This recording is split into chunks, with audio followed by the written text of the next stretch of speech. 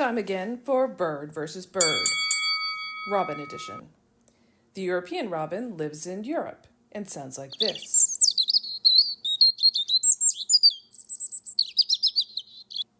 The American robin lives in North America and sounds like this.